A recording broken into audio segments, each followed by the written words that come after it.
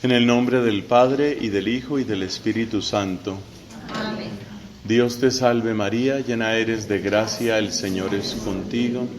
Bendita tú eres entre todas las mujeres, bendito es el fruto de tu vientre Jesús. Santa María, Madre de Dios, ruega por nosotros pecadores, ahora y en la hora de nuestra muerte. Amén. En el nombre del Padre, y del Hijo, y del Espíritu Santo. Amén. Nos damos cuenta que cuando se rompe la alianza, la comunión con Dios, el corazón humano se desordena, porque hay una frase que tal vez ustedes habrán escuchado, es una frase muy bonita de San Agustín.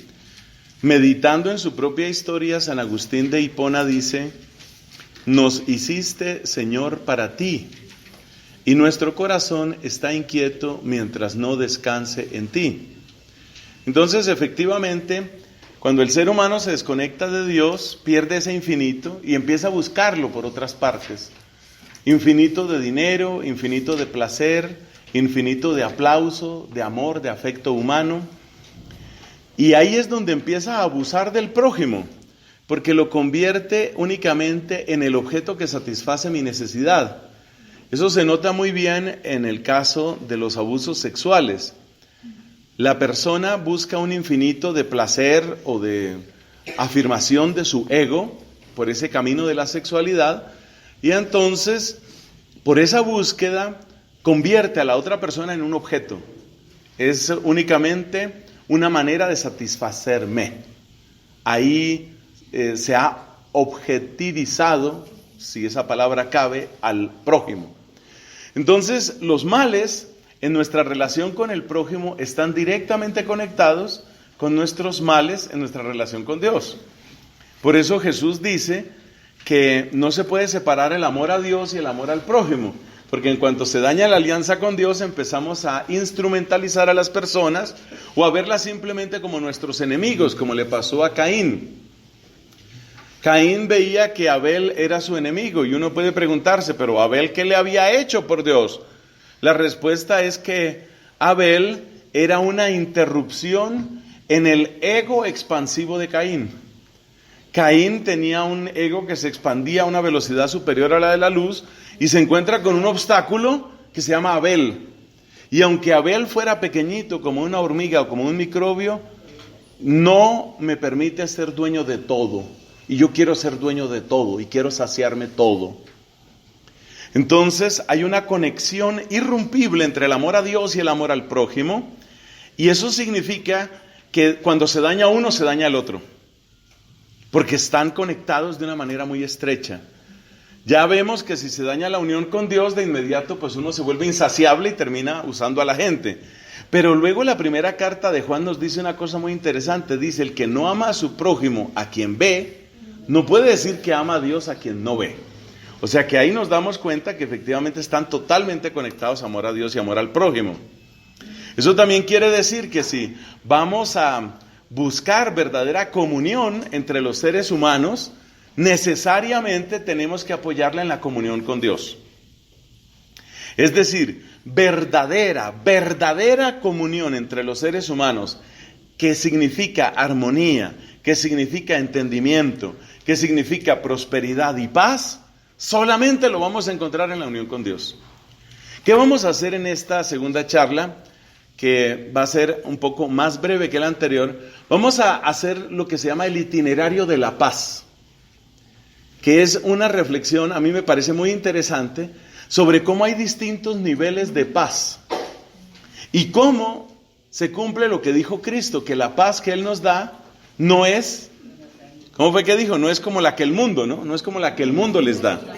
Pero muy pocas personas, o yo no conozco muchas reflexiones sobre cuál es la diferencia. Entonces nos va a servir, yo creo, esta charla para descubrir que hay como una escalera en la paz. Desde una paz que es muy elemental, que es muy frágil, que en el fondo está muy cargada todavía de egoísmo, hasta esa paz perfecta, esa paz plena que nos ofrece nuestro Señor Jesucristo y que la vamos a encontrar únicamente en Él. Entonces vamos a ver la escalera de la paz. Y vamos a ver en la escalera de la paz cómo se llega a la verdadera comunión. Porque en el fondo, si lo piensas bien, la verdadera comunión es también la verdadera reconciliación. Y la verdadera reconciliación es la verdadera paz, la que Cristo promete. Pero eso, ¿cómo se llega? Entonces vamos a plantear una escalera. Vamos a irnos de menos a más. ¿Cuál es el escalón más pequeñito de la paz? El más pequeñito. Se llama tregua. La paz de la tregua, esa es el escalón mínimo de la paz. Es decir, estoy cansado de matar, estoy cansado de que me maten, estamos gastando nuestras fuerzas, hay demasiada sangre que ha corrido, hagamos un pare, hagamos una tregua. Entonces, la paz de la tregua tiene mucho de egoísta, por supuesto. Porque dentro de la paz de la tregua es perfectamente posible que yo te siga odiando y tú me sigues odiando. No nos atacamos activamente, pero en el fondo las cosas no han cambiado demasiado. Tú sigues siendo lo que eres, sigues pensando lo que siempre has pensado, y lo mismo yo. Yo también sigo con mis ideas, yo también sigo con mi manera de ser, pero hacemos una tregua. Hacemos una tregua. Una tregua en algún sentido es ya un avance, ¿no? Porque ya por lo menos significa no nos estamos rompiendo la cara todo el rato, no nos estamos insultando todo el rato. Ya se trate de una tregua en una pareja que estaba discutiendo demasiado, se estaban haciendo mucho daño, ya se trate de una tregua entre etnias, entre grupos distintos dentro de una sociedad, ya se trate de una tregua en una guerra civil o incluso en una guerra internacional. La tregua es un primer paso, hagamos un pare. Ahí es donde dicen, abramos un corredor humanitario, demos oportunidad de que por lo menos atiendan a los enfermos y a los heridos, demos oportunidad de que desalojen a las mujeres y los niños. Eso se llama una tregua. Es el primer escalón, no es gran cosa, pero sí es un avance, indudablemente lo es, porque de algún modo detiene lo que nuestros obispos sabiamente han llamado espiral de violencia. Ya se sabe que la violencia va formando una espiral que succiona las fuerzas, los recursos y finalmente termina con las esperanzas. Entonces, detener la espiral de violencia no es poca cosa, es un avance, pero es un avance que todavía no cambia muchas cosas adentro, porque posiblemente la persona que entra en esa tregua solamente está esperando el momento de volver a atacar. El momento de volver a salirse con la suya. Entonces, no es demasiado avance, pero sí es un avance. Se llama la paz de la tregua. Paz de la tregua. Tratemos de subir otro escalón, es decir, si queremos una paz que no sea simplemente una tregua, que no sea simplemente el equilibrio entre fuerzas hostiles, queremos una paz mejor, entonces llegamos a otro tipo de paz, que se llama la paz de la conveniencia. La paz de la conveniencia. ¿Cuál es la diferencia entre la simple tregua y la conveniencia? La conveniencia quiere decir que yo no le voy a atacar, usted no me va a atacar, y además a usted le sirve, usted saca algo bueno de no atacarme, y yo saco algo bueno de no atacarlo. Entonces la paz de la conveniencia está indicando que ya hay un progreso en el sentido de que ya se busca un determinado bien. Lamentablemente, la paz de la conveniencia puede darse también entre grupos criminales. Entonces usted se da cuenta, yo hace poco estaba en una pequeña misión en Medellín, toda esa parte de las comunas del norte de Medellín es un mundo que uno se queda asombrado, es que es una zona geográfica amplísima. Y a veces hay treguas entre las distintas bandas que actúan ahí, y otras veces hay una paz de conveniencia, que se traduce, por ejemplo, en la sectorización. Hagamos una cosa, usted no me mate mi gente, yo no le mato a su gente, usted sigue trabajando en tal parte, yo sigo trabajando en otra parte. De manera que establecen incluso fronteras y dicen, de tal calle en adelante, terreno suyo, de tal calle para acá, terreno mío. Es más que una tregua en el sentido de que las personas ya encuentran un bien.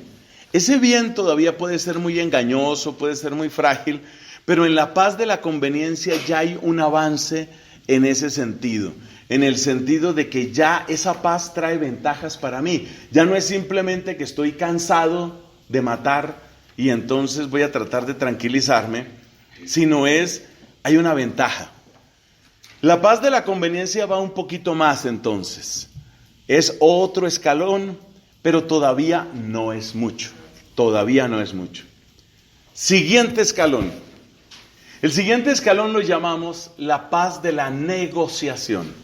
Lo nuevo que trae la negociación es que usted no solamente va a dejar de atacar, usted no solamente obtiene algunos bienes, sino que usted renuncia a algunas de sus pretensiones. Lo típico de una negociación es eso. La paz de la negociación es usted renuncia a algunas de sus pretensiones. Por ejemplo, lo que ha sucedido en muchos procesos de paz, con todas las discusiones, yo no quiero entrar aquí en detalles de eso, sino me refiero en general, procesos de paz en Irlanda del Norte, en Sudáfrica, en muchos sitios.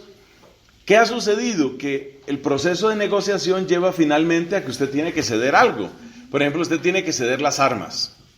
Usted tiene que ceder sus campos de entrenamiento de terroristas. Usted tiene que ceder el secuestro. Usted no puede seguir secuestrando. Normalmente, esos pasos en la negociación lo que hacen es introducir dentro de códigos legales de convivencia, con lo cual realmente hay un avance mayúsculo, porque significa la recuperación del imperio de la ley. Una buena negociación, no siempre se hacen buenas negociaciones, pero una buena negociación es la recuperación del imperio de la ley. Ya hemos dado un paso más, ya admitimos que sí hay una ley que nos tiene que cobijar a todos, ya admitimos que queremos recuperar el orden legal dentro de la sociedad. Es interesante.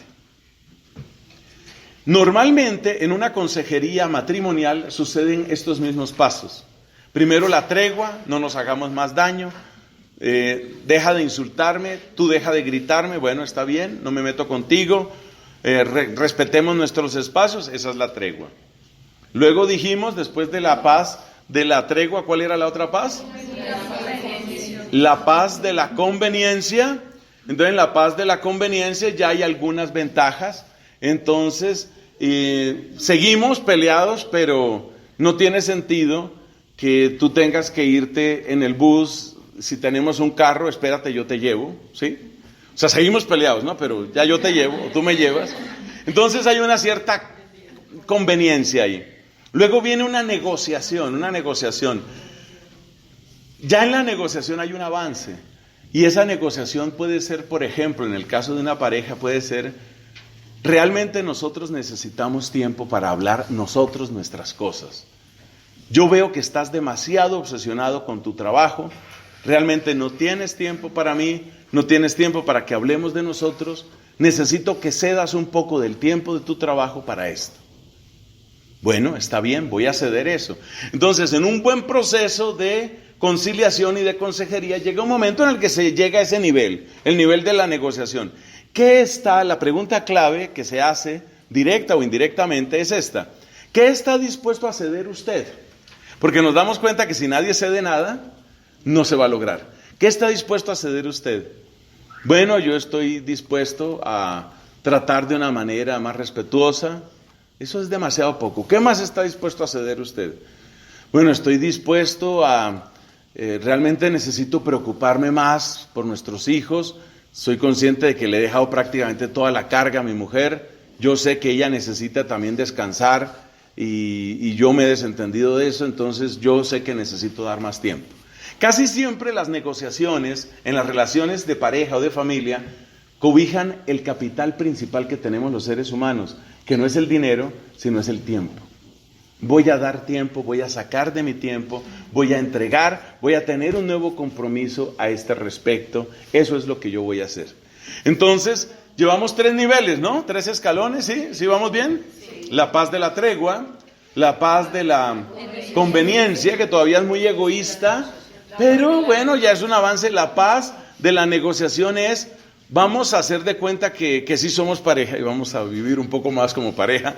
Es decir, vuelve el orden a nuestra relación. Es un avance muy grande.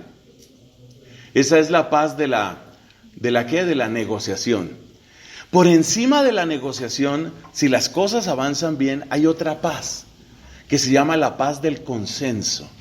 La paz del consenso es que ya no solamente estoy dispuesto a ceder en algunas cosas que estaban haciendo daño en la relación, sino que la paz del consenso es, tanto tú como yo queremos construir. Queremos que esto funcione.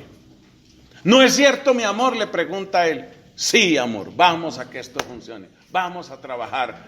Entonces viene el consenso. El consenso es, ya sabemos que tenemos un objetivo común. Queremos que la relación funcione. Esto vale también para los equipos de trabajo. A veces en un equipo de trabajo pueden presentarse tensiones, dificultades, y más o menos hay que seguir estos pasos. Estos pasos hay que seguirlos casi en todas partes, porque es que resulta que en todas partes estamos los seres humanos, y los seres humanos como que estamos hechos siempre del mismo barro. Entonces, casi en toda negociación, casi en todo proceso de reconciliación y de acuerdo entre seres humanos, se da esto: la tregua, la conveniencia, la negociación y el consenso. Ya cuando se llega al consenso, normalmente desde un punto de vista antropológico, puramente, llamémoslo así, intramundano, un proceso puramente inmanente, lo que es propio de esta tierra, dentro de ese proceso, hasta ahí es donde se llega. Humanamente, eso es casi lo máximo a lo que se puede aspirar. Se llama consenso. ¿Consenso qué es? Teníamos una pareja que se estaba haciendo mucho daño. Hicieron una tregua, después cada uno descubrió que le iba mejor si no hería al otro, eso se llama conveniencia. Después cada uno empezó a ceder algo, eso se llama negociación. Después ya están convencidos. Desde el punto de vista humano, hasta ahí se llega. Un buen consenso, un buen compromiso, un buen empeño. Tuvimos un mal rato, comentan en la pareja. Tuvimos un mal rato, estuvimos muy mal, nos hicimos mucho daño, pero bueno, esa crisis pasó. Ambos queremos que esto funcione, vamos para adelante, démonos una nueva oportunidad, abrazo, besito, mua, mua. Quiere decir que ya la situación va hacia adelante. Humanamente eso es casi lo máximo a lo que se puede esperar. Queremos un modelo de país con estas características, vamos hacia allá. Queremos un ambiente laboral con estas características. Ya estamos todos de acuerdo en eso. A todos nos gusta. Vamos hacia allá.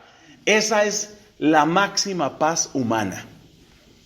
El consenso amplio, generoso, es la máxima paz humana. Humana. Entonces, ¿qué le falta? ¿Por qué subraya usted tanto que es paz puramente humana? ¿Qué le falta a esa paz humana? Bueno, falta Dios. Decimos desde el punto de vista de la religión. Entonces la pregunta sigue: ¿y qué es lo que falta cuando falta Dios ahí? Pues mira, los buenos propósitos están, ¿cierto? Porque dijimos que tienen un consenso.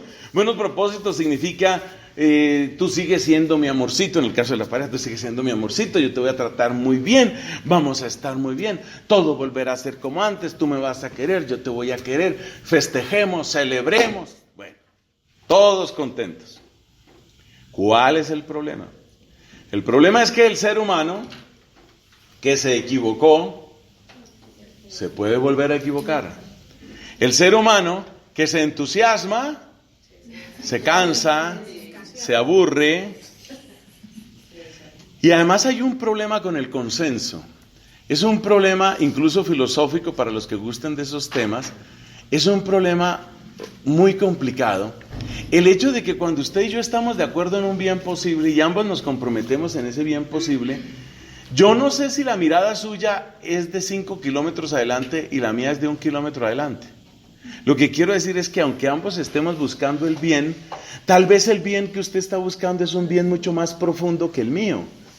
Y entonces, aunque parece que estamos todos de acuerdo, pues tal vez no estamos todos de acuerdo. Eso pasa mucho en el lenguaje social. Le voy a dar un caso. Tenemos que ser una sociedad solidaria. Ese es un consenso. O sea, yo creo que muy pocas personas van a negar que queremos una sociedad solidaria. La solidaridad es algo muy importante. Pero en cuanto usted empieza a preguntar, ¿solidaridad con quién? ¿En qué circunstancias? ¿A qué precio? hasta cuándo ya ahí empieza a haber diferencias. Entonces, por ejemplo, la persona dice, queremos solidaridad de manera que ningún grupo minoritario se sienta excluido. Bueno, sí, se puede entender. Tal vez sí estamos de acuerdo. Pero usted levanta la mano y dice, ¿y qué hacemos con los migrantes? Se calcula que hay más de 950,000 venezolanos en este momento en Colombia. Suponiendo que esa cifra es correcta, que creo que es una cifra muy aproximada a los datos actuales en Colombia. Entonces, suponiendo que esa es la cifra correcta, usted hace la siguiente pregunta. Un momento, esto significa un peso bastante fuerte para los presupuestos de los municipios, de las gobernaciones y de muchos sitios. O sea, ¿hasta dónde llega exactamente la solidaridad? Y cuando estas personas, pues resulta que no todas vienen con las mejores intenciones. O sea, no tenemos nada contra Venezuela, ¿cierto? Pero es un hecho que ha habido una cantidad de situaciones de agresión, incluso de crimen, que tienen que ver con estos hermanos nuestros. Entonces, ¿qué es solidaridad ahí? Entonces nos damos cuenta que todos en principio somos solidarios, pero ya cuando bajas, como se dice, a la letra menuda, empiezas a darte cuenta que tal vez no estamos exactamente pensando lo mismo. Voy a poner un tema todavía más espinoso. ¿Qué pasa si una persona dice, tenemos que ser solidarios con los más desvalidos de todos los seres humanos, que son los seres humanos que no han nacido? De inmediato empiezan a mirarte unos de una manera, otros de otra. O sea que usted va a impedir el derecho de las mujeres a abortar. Entonces va a venir una discusión. Porque usted dice, yo quiero apoyar a la mujer, pero yo no creo que apoyar a la mujer signifique matar a un ser humano que está en camino. Entonces, fíjate, ambos estamos hablando de solidaridad, ambos estamos hablando de apoyo. Pero ya cuando se empieza a descender a los detalles, entonces lo que la otra persona está entendiendo por solidaridad no cobija a los fetos, porque para él esos no son seres humanos. Resulta que para mí sí. Para mí es vital garantizar los derechos de los no nacidos, para esa persona no. Entonces, ¿en dónde empieza a fracturarse la paz puramente humana? ¿Cuál es la definición de paz puramente humana? La paz del consenso. Eso es lo máximo a lo que aspiran los políticos cuando hablan. A menos que haya una fuerte carga de fe, de espiritualidad en un psicólogo o psicóloga, normalmente el psicólogo llega hasta esta paz, la paz puramente humana, normalmente. A menos que haya ese otro ingrediente en su corazón. ¿Qué quiere decir esto? Que la paz puramente humana, pues llega hasta donde llega. Y empezamos a descubrir que hay rupturas. ¿Y las rupturas por qué son? Son rupturas semánticas. ¿Queremos una sociedad tolerante? Sí. Pido la palabra. ¿Tolerante de qué? ¿Que tolere qué? Exactamente. Ahí viene el punto. Entonces resulta que la sociedad tolerante para unos es que los niños desde pequeños tienen que tener claridad sobre que existe el transexualismo y tienen que tener claridad sobre cómo disfrutan su sexo los homosexuales. Y resulta que tú eres papá o tú eres mamá y tú dices, esa no es la educación sexual que yo quiero para mi hija. Entonces, ¿qué sucede? Que queremos una sociedad tolerante. Pues sí, pero ¿qué tolerancia? Ya ahí empieza la cosa a ser distinta. Una sociedad que no discrimine. Sí, pero ¿qué es discriminar para ti? No, discriminar es privar de sus derechos a un colectivo. Ok. ¿Y qué significan? ¿Qué son derechos para ti y cuáles colectivos? O sea, cuando ya entras en los detalles, empiezas a darte cuenta que aun cuando se hable de una paz y se hable de unos acuerdos, muchas veces no tenemos todos los acuerdos. Entonces el consenso siempre es una tarea difícil, aunque parezca que ya tenemos firmado todo, ya tenemos acordado todo y ya estamos todos abrazados y felices y ya sacamos la foto. Sigue siendo algo complicado. Y sigue siendo algo complicado porque entonces, espérate, ¿qué es lo que tú estás pensando exactamente? ¿Qué es lo que tú quieres exactamente? No es que mi proyecto a largo plazo es la desaparición de los partidos políticos, porque únicamente el pueblo es el que debe gobernar a través de un sistema de partido único, como ha sucedido en sus tiempos en Polonia, en la Unión Soviética, en Cuba o en Nicaragua. Ese es mi proyecto. Ese no es mi proyecto. Yo no quiero la desaparición de la discusión pública, y yo no quiero la desaparición de los partidos, y yo no quiero la desaparición de esas realidades, porque para mí esas realidades son la salud de la democracia. Entonces uno se da cuenta que estos temas de consenso son temas más difíciles de los que parecen, porque en una primera superficie tú dices, ya tenemos consenso, pero cuando empiezas a ver las definiciones, los plazos, los actores, te das cuenta que en el fondo no hay todo el consenso que se quisiera. Quienes quieran profundizar sobre este tema semántico, ese tema semántico con gusto les ofrezco un par de charlas, unas 2 o 3 charlas que tengo sobre este tema, se llama Guerra Semántica. En mi canal de YouTube se llama Fray Nelson, como ya les comenté. Si ustedes entran a mi canal de YouTube y buscan, entre comillas, Guerra Semántica, ustedes se van a encontrar estas expresiones, palabras dragón y palabras bandera. Las palabras dragón son las que se utilizan en la discusión social o política para descalificar a alguien. Tú eres un intolerante, eres un retrógrado, eres un medieval. Esas son palabras dragón, son palabras para hundir una determinada postura. Las palabras bandera, como lo indica la banderita, las palabras bandera son las palabras que convocan a todos, que tienen un gran atractivo para todos, pero que con mucha frecuencia no son entendidas de la misma manera por todos. Palabras como tolerancia, como solidaridad, como igualdad, etc. Si ustedes quieren ser eficaces en su labor evangelizadora y en su servicio a la sociedad, incluso para ustedes mismos y sus familias, yo les invito a que se documenten sobre este tema. Se llama guerra semántica, porque la mayor parte de las discusiones que tenemos tienen mucho que ver con el significado de las palabras. Y todo el tiempo uno puede estar haciendo el papel, como se dice, perdón que suena tan mal, de idiota útil. Porque uno está dándole fuerza a unas palabras, pero luego resulta que esas palabras las quieren usar para otra cosa. Entonces uno dice que haremos una sociedad diversa, tolerante, inclusiva. Y vaya usted a saber lo que todos ellos están entendiendo con esas palabras, y usted aplaudiendo, sí, tolerantes, inclusivos. ¿Y qué implica eso, hermano? Entonces, es ahí donde uno se da cuenta que el tema de la paz por consenso es más difícil de lo que parece. Y en ese sentido requiere una discusión ulterior. Bueno, pero llevamos 4 niveles de paz, ¿no? La paz de la tregua, la paz de la conveniencia, la paz de la negociación y la paz del consenso.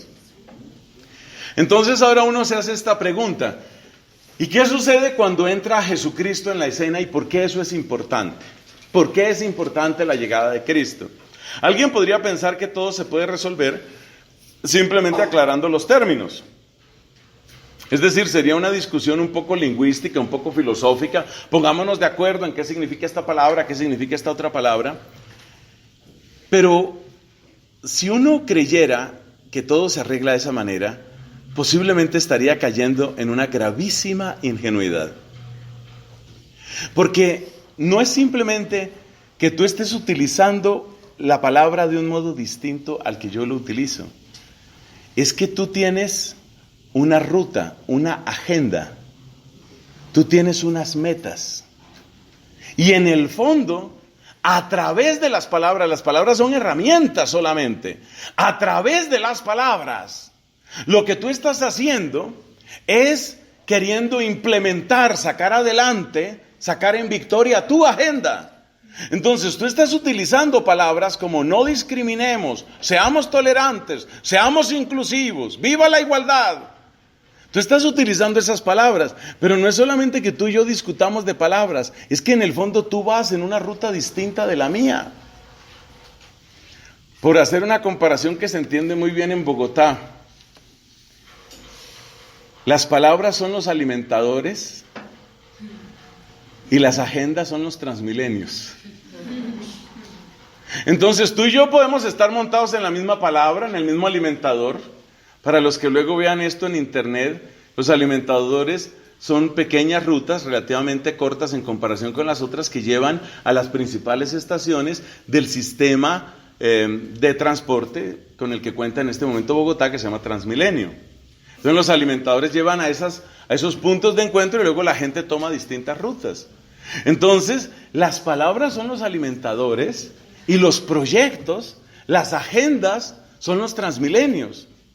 Entonces, si tú tienes tu agenda, si tú tienes tu modelo de sociedad, si tú tienes tu ruta, y tu ruta significa, por ejemplo, que no haya partidos políticos, o tu ruta significa que desaparezca el criterio de la sexualidad binaria. ¿Sexualidad binaria qué es? Hombre y mujer. Yo quiero que la sexualidad sea un continuo. Porque tengo esa idea de que la sexualidad debe ser un continuo. Y como yo tengo esa idea y yo quiero que la sociedad se oriente hacia allá, yo utilizo las palabras. Las palabras son simples herramientas. Y a través del uso de esas palabras, lo que yo quiero es empujar mi agenda. Y mi agenda es que desaparezca el modo de pensar binario, porque yo quiero que todo el mundo hable de una sexualidad continua, donde todas las alternativas, todas caben. El poliamorismo, la pedofilia, la zoofilia, el transexualismo en sus diversas expresiones. Yo quiero que todo eso quepa, yo quiero que todo eso esté. Y como yo quiero que todo eso esté, entonces yo uso las palabras. Por eso digo que es ingenuidad creer que esto es simplemente discusión de palabras. Porque eso es como creer que si pintamos el alimentador de otro color, las cosas van a cambiar. O si nos ponemos a conversar en el alimentador, las cosas van a cambiar. Y resulta que el problema no es el alimentador, el problema es la ruta que tú vas a tomar después. Entonces, ¿cómo llama la Biblia a este tema? Podemos decir que las palabras son la expresión externa de lo que nosotros llevamos en el corazón. Jesús decía, de lo que abunda el corazón habla la boca. O sea, las palabras son la expresión de lo que tú llevas en el corazón. Entonces, traducido al lenguaje bíblico, mi metáfora, aquella de los alimentadores y los transmilenios, se convierte en las palabras y el corazón. Entonces, en la Biblia, lo que dicen tus palabras es lo que aparece afuera, es lo que sirve para el consenso, pero, wait a minute, ¿dónde está el corazón de esa persona? ¿Dónde está tu corazón? ¿Qué es lo que realmente quiere tu corazón? Pues lo que realmente quiere mi corazón es un proyecto político en el cual han de desaparecer todos los partidos. Lo que quiere mi corazón es un proyecto en el que desaparezca el binarismo, o sea, aquello binario, hombre, mujer, mujer, hombre.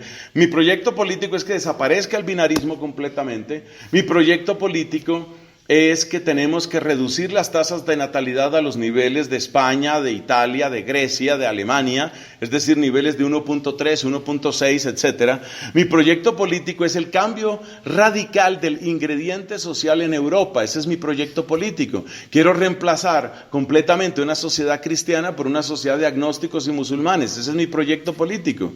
Entonces eso es lo que hay en tu corazón, y eso que tú tienes en tu corazón es lo que tú tratas de implementar a base de un lenguaje quizás usado con mucha inteligencia. Entonces te ponen el lenguaje de que es necesaria la solidaridad, la tolerancia, todo eso, pero el problema no son las palabras, el problema no son los alimentadores, el problema es qué hay en cada corazón, y es ahí donde la paz humana empieza a fracasar. La paz puramente humana empieza a fracasar, porque aunque hemos usado las mismas palabras, no tenemos las mismas expectativas, porque en el fondo no vamos para la misma estación. Tú vas para tu estación, yo voy para la mía, así nos hayamos subido en una primera fase en el mismo alimentador. Entonces, ¿cómo llama la Biblia a ese tema? La Biblia llama a ese tema el corazón. Entonces ustedes se encuentran, por favor, ustedes pueden mirar Jeremías capítulo 34 o Ezequiel capítulo 36. Sobre todo Ezequiel 36 es fundamental dentro de esta conversación. Porque en Ezequiel 36 usted se da cuenta que un gran profeta, Ezequiel se da cuenta que el problema está en el corazón. Y por eso dice Ezequiel 36, os daré un corazón nuevo y os infundiré un espíritu nuevo. Arrancaré de vuestra carne el corazón de piedra y os daré un corazón de carne. Escribiré mi ley en vuestros corazones y haré que caminéis según mis preceptos. Me lo sé prácticamente de memoria, ese texto de Ezequiel 36. Entonces, ¿cuál es la gran diferencia? La gran diferencia es que tú y yo podemos estar jugando con las mismas palabras y podemos pasarnos en ese juego toda la vida. Bueno, yo doy muchos ejemplos de sociedad, pero siempre conviene comparar con la pareja, la familia y todo esto. ¿Qué pasa cuando hay paz de consenso en una pareja y empieza a romperse esa paz de consenso? Te lo voy a describir de esta manera. La última vez dejamos a esta parejita, ¿te acuerdas? Se dieron abrazos, besito, mua, mua, ¿no? Estaban reconciliados, somos lo máximo, nosotros vamos a salir adelante, me miras a los ojos, hay brillo de nuevo en tu mirada, esto ha renacido, nos vamos a comprometer. ¡Qué lindo! Ese es el momento en el que suenan los violines, ese es el momento en el que uno dice, esto vale la pena, yo sabía que se podía lograr. ¿Pero qué pasa? Resulta que en ese momento precioso de reconciliación, aquel hombre tiene una idea. Por fin esta señora se va a volver comprensiva.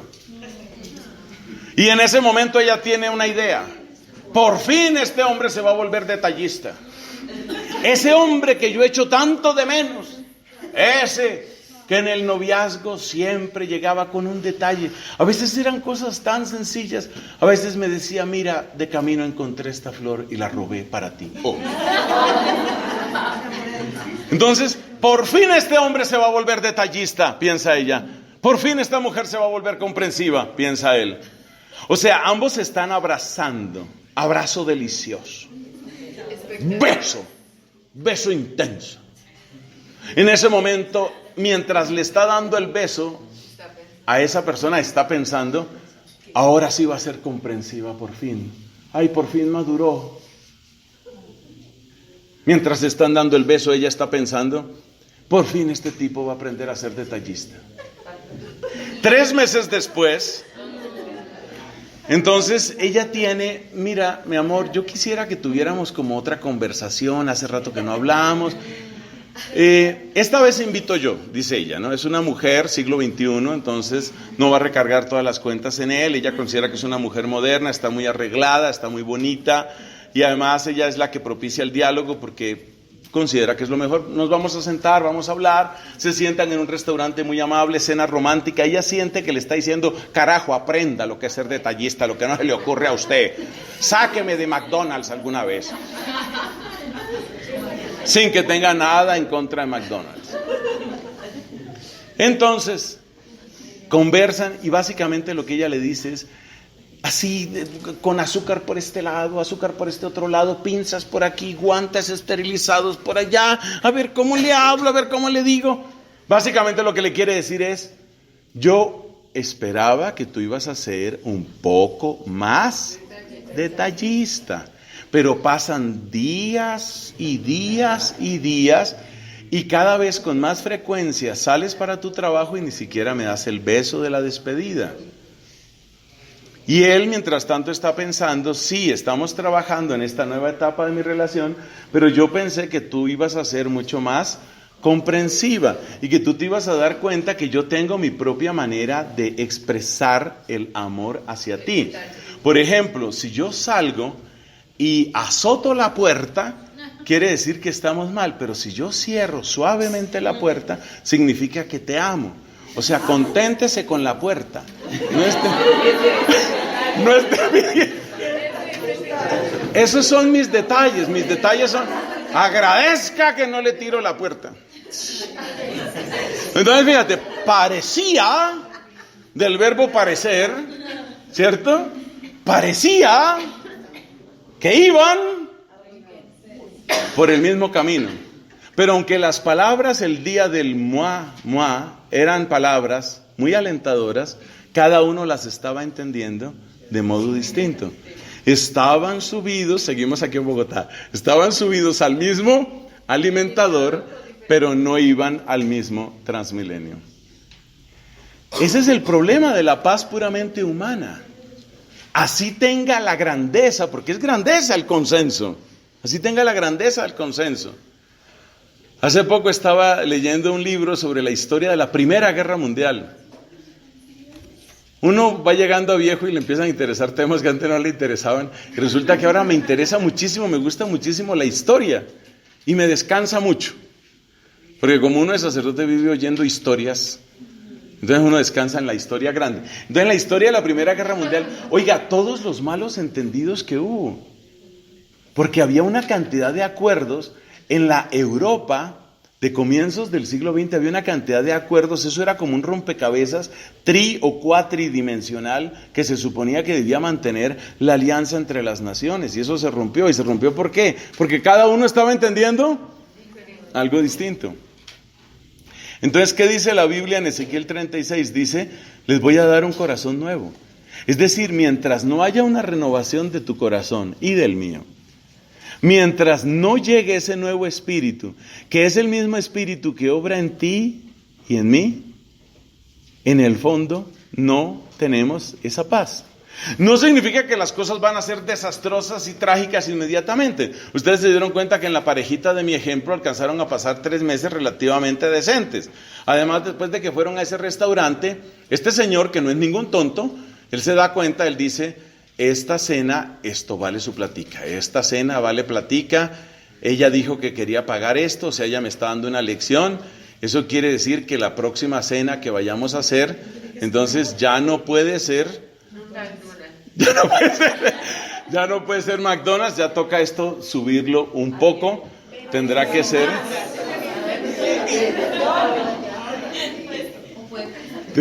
Presto. Entonces, no quiero decir que las cosas se vayan a destruir inmediatamente, pero uno se da cuenta que es muy difícil ese tipo de paz, porque todo el tiempo me estás entendiendo una cosa y te estoy entendiendo otra. ¿Cuál es la parte de la Biblia donde se habla de estamos entendiendo cosas distintas? Esa parte de la Biblia se llama Babel. Y la Biblia nos dice que el fruto del pecado se llama Babel. El fruto del pecado es que tú terminas entendiendo una cosa y yo termino entendiendo otra cosa. Entonces, ¿qué es lo que dice la Biblia con respecto a la paz? Que la paz verdadera reclama la conversión profunda del corazón. Solamente cuando los corazones entran en esa verdadera conversión, entonces empezamos a pensar lo mismo. Empezamos a tener acuerdo. Que haya entre ustedes un mismo pensar y un mismo sentir. Mire, el gran himno de la concordia en Cristo está en Romanos capítulo 12.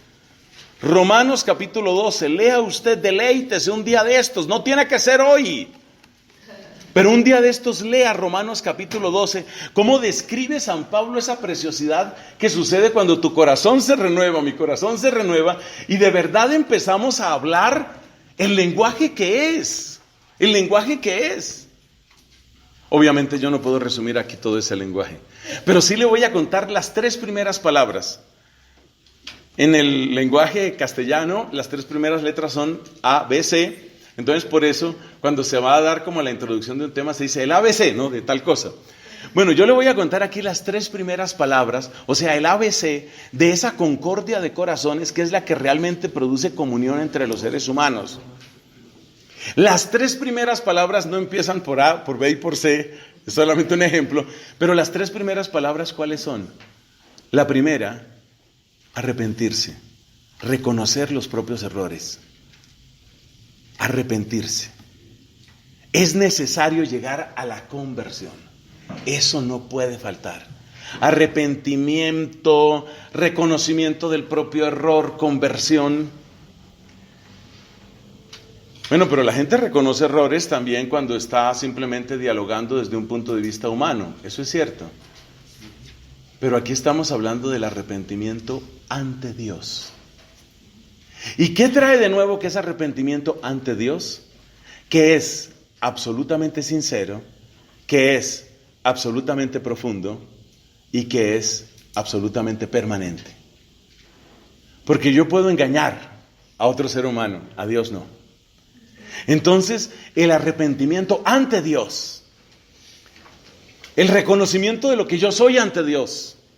Entonces, ¿qué pasa? Cuando tú empiezas a reconocer lo que eres, talentos tienes, virtudes tienes, pero también hay defectos, también hay pecados. Cuando tú empiezas a reconocer lo que tú eres, cuando empiezas a reconocer tu pecado ante Dios, y yo empiezo a reconocer mi pecado ante Dios, y cada uno reconoce su pecado ante Dios, ahí tenemos la letra A del ABC. Ahí tenemos el comienzo. Porque ya todos nos reconocemos pecadores. Porque ya todos reconocemos que somos necesitados. Entonces ya con eso mueren muchas cosas, ya con eso mueren las soberbias, ya con eso mueren las arrogancias, ya con eso mueren las venganzas. Es absolutamente maravilloso. Entonces el cambio de corazón trae eso en primer lugar, la conciencia de que yo me he equivocado y no me he equivocado solamente ante ti. Salmo 51. ¿Qué dice el rey David en su salmo de arrepentimiento? Dice, entre otras cosas: misericordia, Dios mío, por tu bondad, por tu inmensa compasión, borra mi culpa. Lava del todo mi delito, limpia mi pecado. Pues yo reconozco mi culpa. Fíjate, la del ABC. Pues yo reconozco mi culpa, tengo siempre presente mi pecado. Contra ti solo pequé. Señor, cometí la maldad que aborreces. Este se ha llegado al arrepentimiento ante Dios. Y el que llega al arrepentimiento ante Dios, ese sí está en la ruta. El que llega al arrepentimiento ante Dios. Si cada uno de nosotros llega al arrepentimiento ante Dios, cada uno de nosotros va entrando en un lenguaje que es lenguaje de humildad y que es un lenguaje donde sí puede haber verdadera unidad. Estamos aprendiendo el mismo idioma, pero el mismo idioma no es aprendamos todos alemán o chino o árabe, es aprendamos el lenguaje del arrepentimiento en primer lugar. Segundo, aprendamos el lenguaje de la misericordia. Dios ha sido compasivo conmigo. Dios ha sido compasivo contigo. El mismo Dios que me ha mostrado la ternura de su amor a mí, te ha revelado la ternura de su rostro.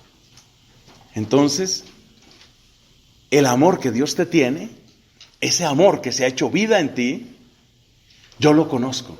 O sea, yo puedo saber lo que tú estás viviendo hasta cierto punto, porque yo sé lo que se siente ser amado hasta el extremo, porque a mí también me han amado hasta el extremo. Entonces, por eso viene la parte de la experiencia de la misericordia. La primera es la experiencia del arrepentimiento, la segunda es la experiencia de la misericordia. Y esa experiencia de misericordia es absolutamente vital, porque es lo que hace que yo pueda desear tu verdadero bien. Tu verdadero bien no es necesariamente que te salgan bien tus deseos, porque tal vez tus deseos son plata, o si no, galletas. Tú quieres solamente galletas, y resulta que lo que yo quiero no es que a ti te funcionen tus planes. Lo que yo quiero es que salga bien el plan de Dios en tu vida. Eso es lo que yo quiero. Eso es lo que yo anhelo, que el plan de Dios salga bien en tu vida. Que tú puedas experimentar su amor y que su amor dé fruto en ti. Y eso es maravilloso. Y la tercera palabra, y hasta ahí llegamos.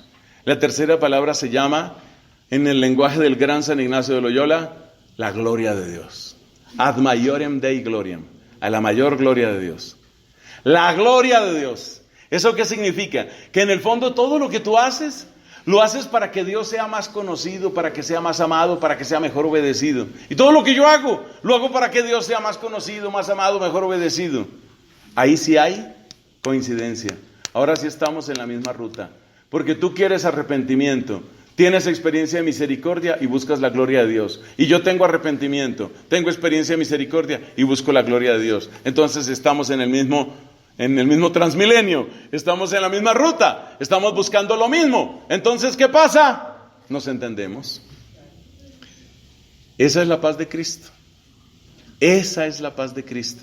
Y por eso dice Cristo, esa paz no la puede dar el mundo. No la puede dar el mundo. ¿El mundo hasta dónde puede dar? Hasta la paz, ¿cómo se llama esa? Hasta la paz del consenso. Hasta la paz del consenso puede dar el mundo, hasta ahí sí llega. Pero la paz del consenso, aunque sea bonita, luego nos envuelve en una cantidad, en una maraña de discusiones lingüísticas. ¿Usted qué entiende? Espera un momento, ¿usted qué entiende por igualdad? Yo entiendo que igualdad es derechos para todos. Yo estoy de acuerdo, por eso creo que debe implementarse una ley de los primates mayores, porque ellos tienen los mismos derechos que nosotros. Entonces en España varias veces han tratado de meter una ley para los primates mayores, de manera que tengan todos los gorilas, los chimpancés, etcétera, tengan los mismos derechos que un niño. Todos deben tener los mismos derechos.